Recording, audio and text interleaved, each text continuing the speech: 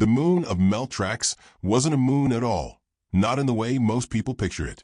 From orbit, it gleamed like a silver jewel wrapped in swirling emerald mist. A planetary paradise, if one didn't look too closely. Below the canopy of bioluminescent trees and glittering rivers, death moved with elegance and purpose. Not for survival, not for territory, for sport. Inside the control tower of Dome 37, Overseer Gresloff flicked his antennae irritably. The scent of nervous mammal sweat tainted the recycled air, and he loathed it almost as much as he loathed humans themselves. He hunched over the console, his mantis-like fingers dancing across holographic glyphs. "Start the broadcast. Let them see what quality prey we've acquired this cycle," he croaked. The dome's walls shifted to a translucent shimmer, revealing the dense jungle terrain outside. Cameras zoomed in on scattered figures darting through vines and ferns, humans, exhausted and bruised, their primitive muscles no match for the terrain or the tech-enhanced predators chasing them. Gresloff turned toward the viewing chamber. A mix of alien elites lounged on elevated platforms, multi-limbed nobles from Trenchak, floating vaporous forms from the Zelaquire colonies, and even a few stiff-backed Zarnik war veterans in ceremonial cloaks. All here to watch the hunt, all eager for blood. One raised a flute of bubbling green liquid. "Marvelous specimens this season, Overseer. I'm especially intrigued by the small one." Gresloff twitched. A human child, yes. An odd acquisition. Slipped through the filters, but the clients insisted he remain. The noble sipped, his compound eyes reflecting the shifting visuals. Delightful. There's something particularly thrilling about fragility. Down in the forest, Elliot moved silently through the underbrush, pressing his small back to the bark of a tree that pulsed faintly with bioluminescent sap. His clothes were torn, his arms were scraped raw, but his eyes were calm, observing, calculating. He looked up at the tree's branching limbs, then scanned the ground. A piece of alien tech lay half-buried beneath a cluster of mushrooms, one of the triangular float drones that had fallen in a scuffle earlier. He knelt beside it. Wires sparked. Circuits hissed. He smiled slightly. Behind him, a pair of hunters stalked. Hulking krelnoids, swathed in thermal cloaks, and gripping serrated pulse splitters. One lifted a scanner, nothing on the infrared. "He's here," the taller one grunted. "I scented him." The shorter one snorted.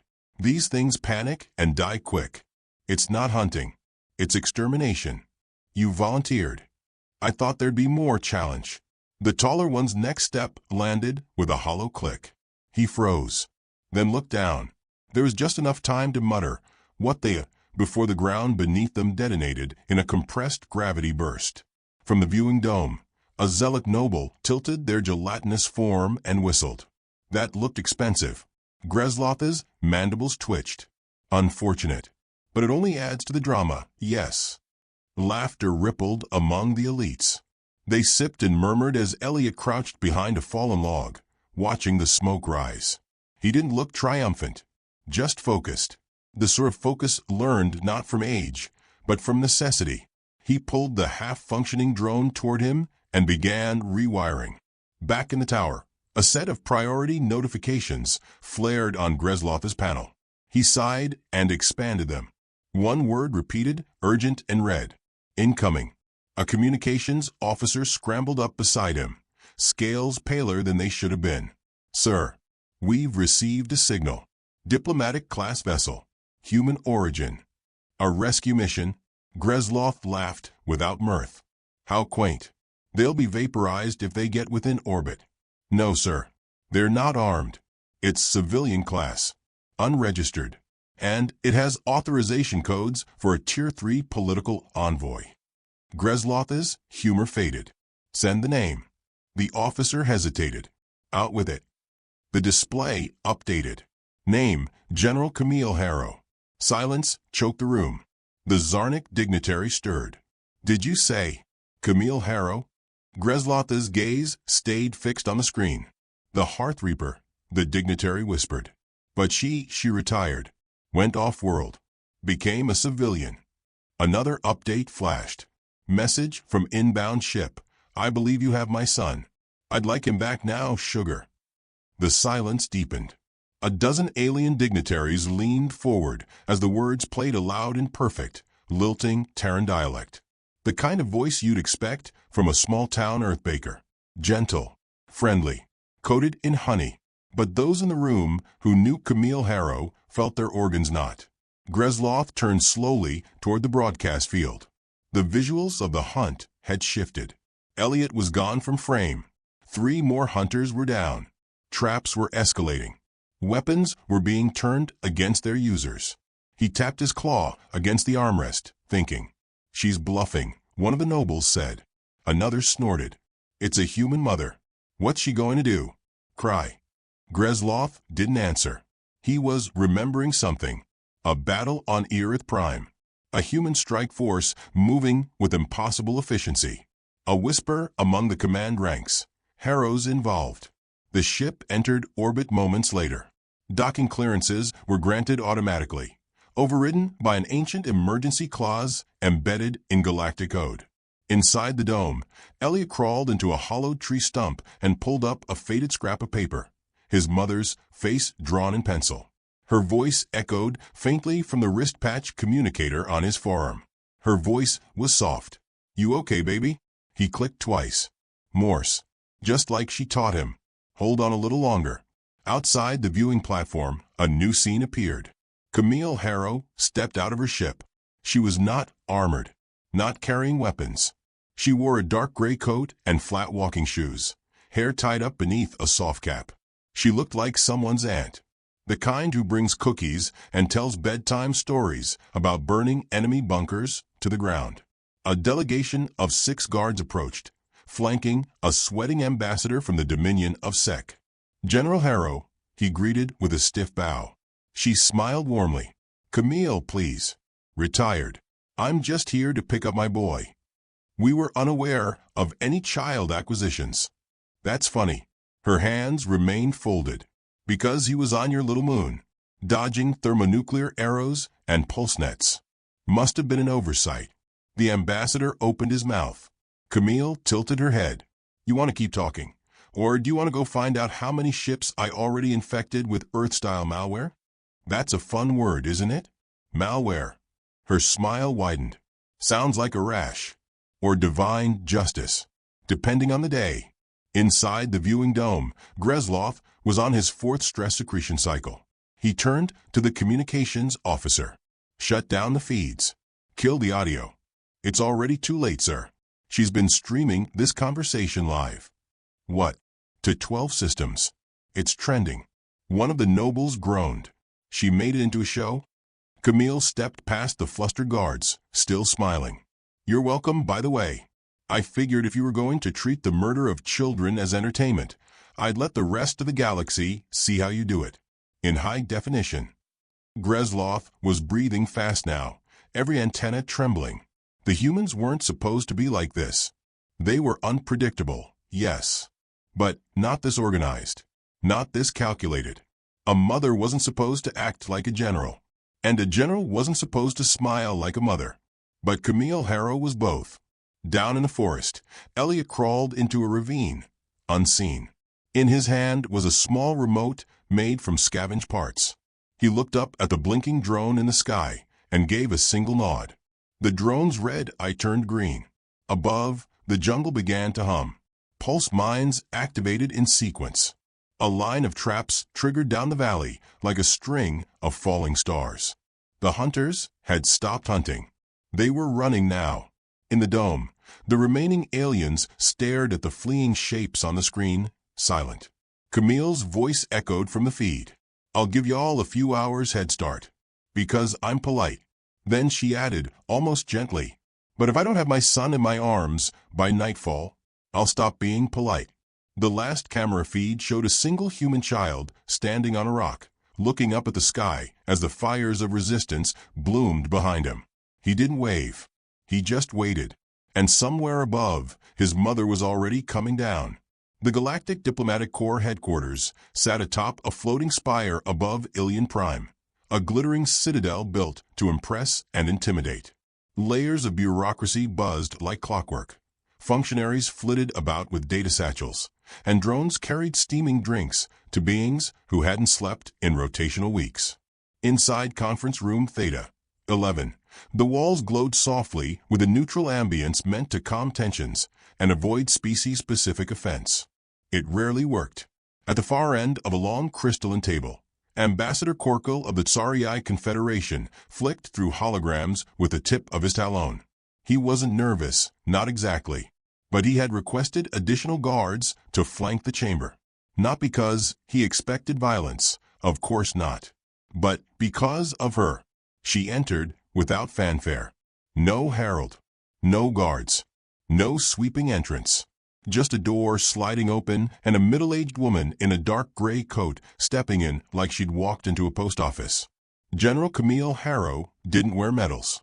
Her hair was tied up in a practical bun. Her boots were sensible. Her hands were empty, yet no one in the room could look away from them. Something about the way she moved, like she'd already memorized every escape route, every blind spot, and how many shots it would take to end a conflict if diplomacy failed. Ambassador Korkul rose. His smile stretched, rigid and too wide. General Harrow. Or is it simply Ms. Harrow now? She returned the smile, with the kind you give to someone who's about to realize their fly's been down for an hour. Camille is fine, sugar. I'm retired. Officially. Practically? Well, that depends on how today goes. Korkul gestured toward a chair. You've caused quite the stir. That moon, Meltrax, isn't under official Tsarii governance. It's a private venture operated by. Outsourced, yes. Delegated. Distanced. With plausible deniability and a few too many redacted files to call it a coincidence. She sat down, folding her coat neatly over her lap. Let's skip the dance. He blinked. Excuse me. Camille leaned forward slightly, elbows on the table, voice honey-sweet. My son, Elliot Harrow, 10 years old, brown hair, one chipped tooth from trying to bite a combat drone at age 5. You took him.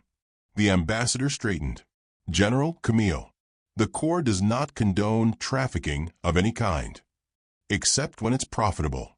He frowned. You're emotional. Camille's smile deepened. You're damn right I am. You kidnapped a child and dropped him into a hunt preserve. A child who was supposed to be spending his vacation learning to play piano and failing miserably at baking. You're looking at me like I'm overreacting. Another ambassador, this one from the MYR Collective, leaned forward. If we could all remain calm. Sweetheart, I am calm. But I also built a 3-phase orbital invasion plan on the back of a napkin once. Do you know what happens when a calm person decides they've had enough? No one spoke. They stop asking questions. Korkul cleared his throat. The Confederation would like to make amends. Compensation is. I don't want credits. Her voice cooled. I want the system that allows aliens to pay for the pleasure of murdering human children dismantled. I want names. I want data. I want access codes. And I want it yesterday. This is extortion. No, Camille said gently. Extortion is what happens when someone threatens to do something. I already did it. The lights flickered. All holographic displays in the chamber abruptly dimmed and refreshed. One by one, each screen displayed the same feed. Images from inside Meltrax. Fire. Wreckage. Alien hunters crawling from smoldering traps. The unmistakable silhouette of Elliot standing calmly with a repurposed drone floating above his head. Ambassador Korkul's mouth opened, then closed. Live stream. You're welcome, Camille said. I thought the galactic public might appreciate seeing the real sport their dignitaries are funding. A little peek behind the curtain. The MYRR representative whispered, This is an act of war. Camille gave her a sympathetic look. Darling, if this were war, your system wouldn't be streaming anything. You'd be ashes politely labeled on a map. The door hissed again. A young galactic staffer rushed in, breathless and flushed. We have a problem. Several problems. Be specific, Korkul snapped. The staffer gulped. Human delegates across multiple systems have withdrawn from all non-human treaties. Your trade accounts are locked. A dozen embassies were evacuated after receiving identical packages, with handwritten notes. Camille's eyes twinkled. Oh, those were from Elliot. I told him it was good manners to send a thank you. What was in them? The MYR ambassador asked, trembling. Kid drawings, the staffer muttered. Stick figures.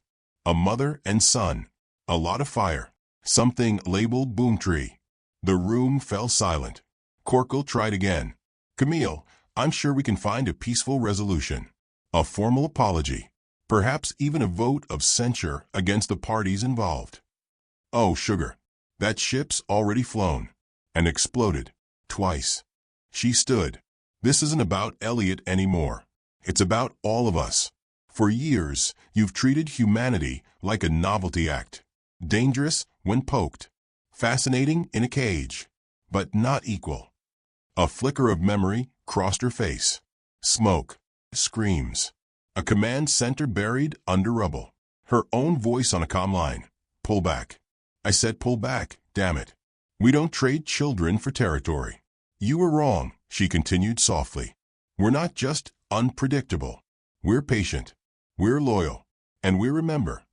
The diplomats stared at her, uncertain whether to offer sympathy or run. Camille looked around the table. You know, there's a word humans use. When someone hurts your child and then tries to pretend it didn't matter. No one dared speak. We call that unforgivable. A soft beep echoed from her wrist. A message from Elliot, short and clear. Got to safety. Drone works. Found their server cache. She tapped back a reply with 3 words. Mama's still talking. Are you threatening to dismantle the diplomatic corps? Corkle asked, voice thin. Camille chuckled. No. You'll do that to yourselves. Once the public finds out what's been happening under your noses, the mobs won't ask questions. They'll just burn the buildings and vote in someone new with a sharper chin. The MYRR ambassador narrowed her eyes. You're very sure of yourself. I'm sure of them. Camille pointed upward, toward the distant stars. Every human watching this right now, the ones who lost brothers, children, students, they're making lists. You don't know what it's like to be loved by a human. Not really. We love with our whole selves. And when you hurt someone we love. She picked up her coat. We don't forgive. The door slid open. Corkle rose, his voice desperate now. General Harrow, Camille, wait. There must be something we can offer. She turned, gaze cool. Yes. You can offer your resignation. You can offer every scrap of data on these hunts. And you can pray Elliot never figures out how to program a cruiser. Because if he does, there won't be a moon left for him to vent his feelings on. Then more gently, and tell your guards to stop shaking. I'm not here to kill anyone. The lights dimmed again. I'm just a mother. As she stepped into the lift, and the doors closed behind her, the room remained frozen. No one moved. The only sound came from the screens, where Elliot's drone had begun projecting a recorded message. It was his voice. Hi. If you're watching this, I guess my mom made you really nervous. She does that. Don't worry. She only burns down the bad places. He paused, shrugged. She told me once that when people forget what kindness is, you have to remind them, even if you have to write it in fire. The feed cut. The ambassadors sat in stunned silence, the weight of their long unexamined cruelty now collapsing inward like a dying star. Outside, the skies of Ilion Prime shimmered with a thin line of falling stars. Escape pods. Camille stepped into her ship, activated the controls, and smiled at the AI interface. Let's go pick up my boy. Yes, ma'am. The engines hummed. Back in orbit, the news feeds blazed with her image.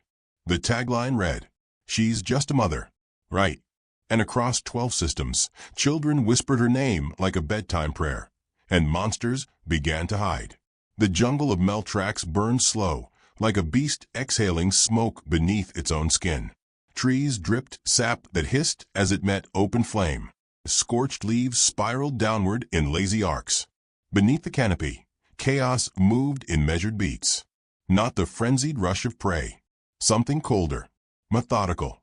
Elliot crouched behind a boulder, tuning the final circuit on the stolen shock trap. The core hummed to life in his palm, repurposed from the splintered shell of a predator drone. His fingers moved confidently. Dirt streaked his face. His arm bled, slow and sticky, from a shallow cut. But his hands didn't tremble. The boy glanced up. A shimmer in the trees. Heat distortions. Cloaked hunters. He didn't run. Instead, Elliot whispered a single word into the patch on his wrist. The old comlink blinked once. Ready. Above the jungle, Camille watched from her stealth hover, arms folded, her coat unbuttoned to the waist. The drone feed beamed Elliot's voice directly into her ear.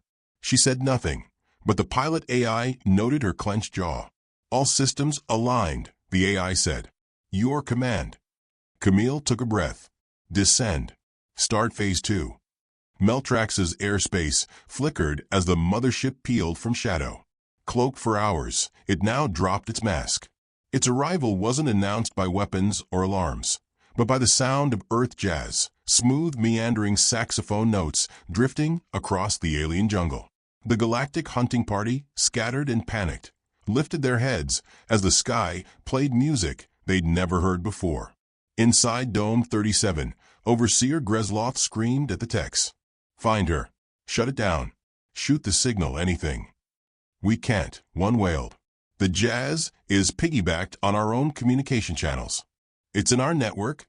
Gresloth stared at the image on screen, a civilian vessel hovering above the jungle, blasting alien command frequency jazz as if mocking their every defense. Then a new message scrawled across every monitor in red earth glyphs. The hunt is over. And beneath that, in smaller text, your prey now. Gresloth spun. How did a mother and a child outwit an entire Dominion-sponsored operation? No one answered. On the jungle floor, panic bloomed like wildfire. The last few hunt captains regrouped at Station Hillock. 5 remaining elites, all armed to the mandibles, formed a perimeter. What is this? Hissed Captain Zell, her ridged skin pulsing under stress. They've weaponized the terrain. The heat map's unstable. The drones are fried. Our maps are scrambled. Trapped networks, muttered one of the others. Reverse-coded. How did they learn our algorithms? Doesn't matter, Zell spat. We find the kid. We use him as leverage. She can't risk a frontal assault if we've got him. I don't think she cares anymore. They turned. Colonel Retk stood at the edge of the perimeter, one arm bandaged with his own cloak, his eyes grim. You should have called this off when the first wave died, Rex said. She's one woman. Retk tilted his head. So was the supernova that ate Galta for. Just one thing. Just hot enough. He turned and walked away from a group. They didn't try to stop him. Back in the dome, Gresloth was running contingency protocols, activating the last fail-safes, emergency teleport gates, biolock pods, and a full orbital defense response. But nothing responded. The system wasn't down. It had betrayed him. Camille's voice crackled over the speakers. Calm. Warm. Unmistakably Earth-human. Y'all like trophies, don't you? Got all those photos. All those bones. I thought I'd collect a few of my own. On screen, the internal cameras revealed something impossible. Holograms of every overseer and participant now hovered throughout the galaxy, projected into embassies, trading hubs, market centers. Exposed. Named. Gresloth staggered back. She hacked the broadcast systems. She's broadcasting us. In the jungle, Elliot activated the final pulse. From the ridge, a circle of trees collapsed inward, revealing a field of stunned hunters, limbs twitching, weapons fried. The drones above began lowering cable snares. Human-designed, quiet, ruthless. Camille stepped through the smoke. She carried no weapon. She didn't need one. The last of the hunters, Captain Zell, backed away. This is illegal, she hissed. You have no jurisdiction here. I'm a mother, Camille replied. That's all the jurisdiction I need. You won't kill me. You're still human. You have rules. Morality. Camille looked around. Do I look like I'm here to kill anyone? Zell blinked. Camille nodded at the camera drones, circling them. I'm here to humiliate you. Then softly. Because pain fades. Fear fades. But shame? That sticks. The drone lights flickered, signaling recording. Camille looked directly into the lens. For every child lost, for every scream ignored, for every person you treated like game, we don't need to avenge them. She stepped closer to Zell. We just need the galaxy to see you. Zell lunged. Camille sidestepped, caught her by the arm, and drove her to the ground with one practiced move. Not brutal, not dramatic, just precise. Zell groaned, pinned. Camille looked toward the treeline. Elliot stood there, silent. I told you not to let them get close. I wanted to see how they'd react, Elliot said. She panicked. Fast. You got your data? Elliot held up the transmitter. Their whole private archive. It was barely encrypted. Camille smiled. Good boy. Dome 37 began to shake. A resonance quake moved through the jungle. Camille tapped her wrist. Time. The AI replied. Implants deployed. Countdown at 2 minutes. Evacuation routes? Open for enemies. Wide as gates. Just as tempting. Camille nodded. Zell growled beneath her. You're letting us live? Oh, honey, you'll wish I hadn't. Camille and Elliot moved together, mother and son side by side. No rush. No panic. Behind them, the dome lit up with a final protocol. A burst of strobe light hallucination designed to mimic Earth warzone chaos. It disoriented the fleeing aliens, scrambling their visual and sonic memory. Then, the traps activated. One by one, alien soldiers stumbled into dummy mines, harmless but blinding. Alarm screamed. Jungle predators, long caged for the hunt's amusement, were set free, guided by pheromone markers planted on the hunter's own armor. The final message broadcast galaxy-wide.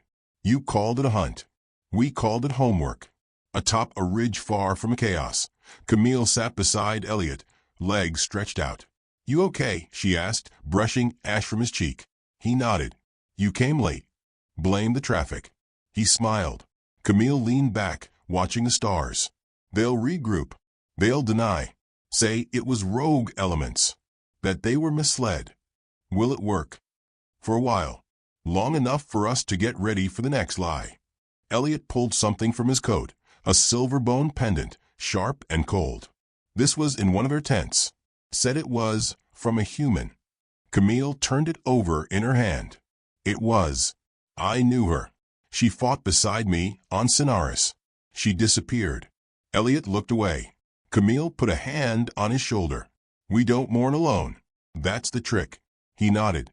Behind them, melt tracks flickered. A power surge rippled through the main grid, and the jungle began to darken. The planet was shutting down, every screen flashing a final message. Suspended. Human violation detected. Camille stood. You ready? Elliot rose too. Always. Together, they walked toward the extraction beacon. Not as fugitives. Not as soldiers. As architects of something new. And far above them, the diplomatic world scrambled. News feeds pulsed. Sanctions reversed. Senators fled. But the question they all asked, whispered and feared, wasn't how she did it. It was, what happens if there are more like her? Camille Harrow didn't answer. She never did. She simply walked away from a fire. A quiet shadow beneath stars, no longer safe for monsters. The Galactic Council met beneath the archvault of Olith, a crystalline dome suspended over an ocean made of mercury and light.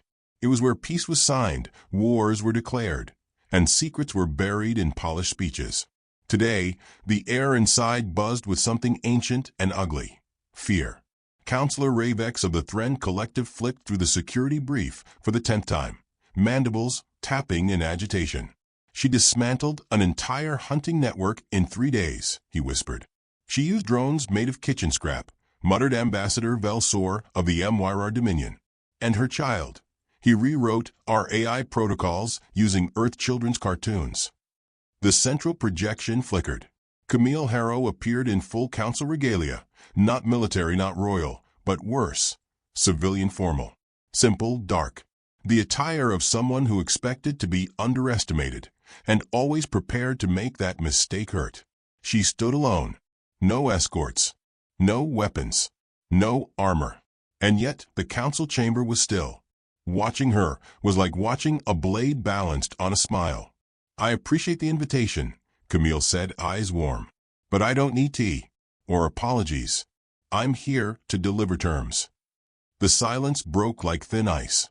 "Terms?" Counselor Ravek snapped. "You presume authority over this council?" Camille's smile didn't falter. "Oh, sugar. I don't presume. I demonstrated." On every screen behind her, images spiraled. Dome ruins, collapsed hunting camps, frozen council accounts, protesters outside alien embassies holding handmade signs. On one, a stick-figure mom wielding a frying pan labeled justice. Camille clasped her hands in front of her. "You took humans. You hunted them. You called it sport. And you expected no consequence because we smiled. Because we cooked for you.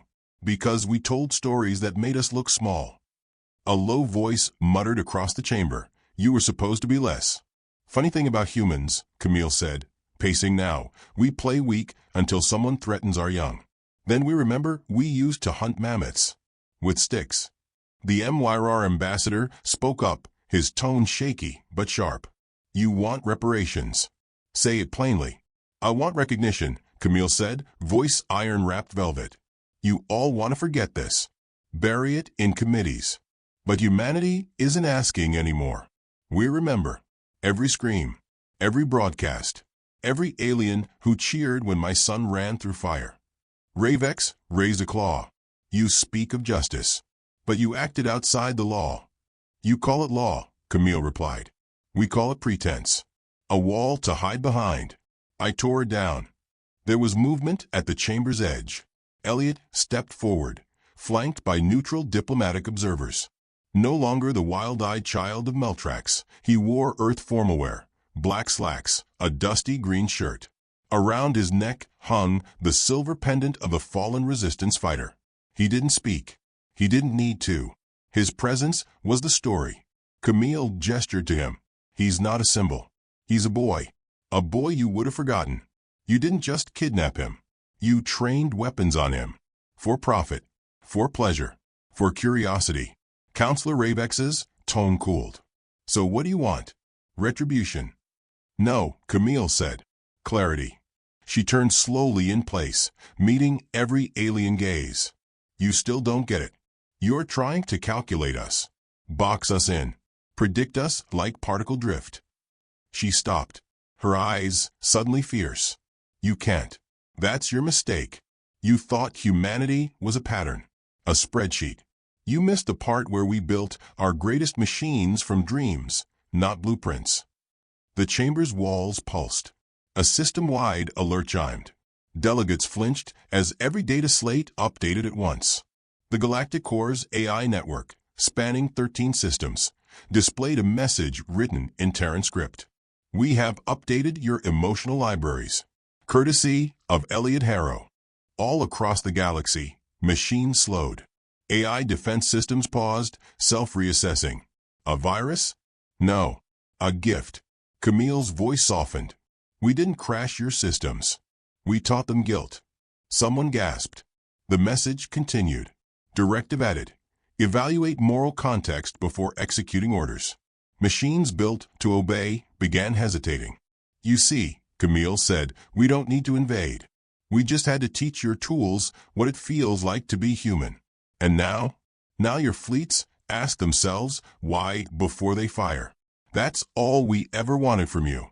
Chaos rippled across the chamber. Delegates scrambled to access their systems, call their fleets, check if their weapons still obeyed. Camille watched, not with joy, but calm certainty. "This was never about war," she said. "It was about balance. And memory. You used our children's screams as background music. Now your worlds will hear them in every silence." Ravek stood. "This is a violation of every diplomatic charter." "Charters don't protect children in cages," Camille interrupted. "They protect comfort. Yours." Elliot finally spoke. His voice was quiet, not angry, not vengeful. "I rewrote your systems with bedtime stories. I made them feel the weight of fairy tales and quiet grief. I gave them empathy." Someone asked, dazed, "You're a child. Why would you do that? Because I was hunted, Elliot said. And I don't want anyone else to be. Silence spread. Heavy. Guttural. Camille turned to go. There are no demands. No reparations. No ultimatums. Just this. Try it again, and next time we won't use stories. She looked over her shoulder, voice low. We'll use silence. The lights dimmed. A final message appeared on every system. The hunt is over. The memory remains. As she and Elliot walked toward the waiting ship, the council chamber remained paralyzed. The door closed behind them with a whisper of finality. Far above the planet, the human ship, small, old, with a cracked side panel, turned toward open space. Inside, Camille leaned back, fingers steepled beneath her chin. Elliot sat beside her, humming a tune. The AI asked destination. Anywhere home feels right, Camille replied. Outside, star systems rotated. Councils argued. Protocols updated. But across the galaxy, something had changed. It wasn't fear. It was caution. The kind civilizations learn only after being humbled by something they never saw coming. A mother's love and a child's code. They didn't send threats. They sent a warning, smiling. Because humans always smile when they set the trap.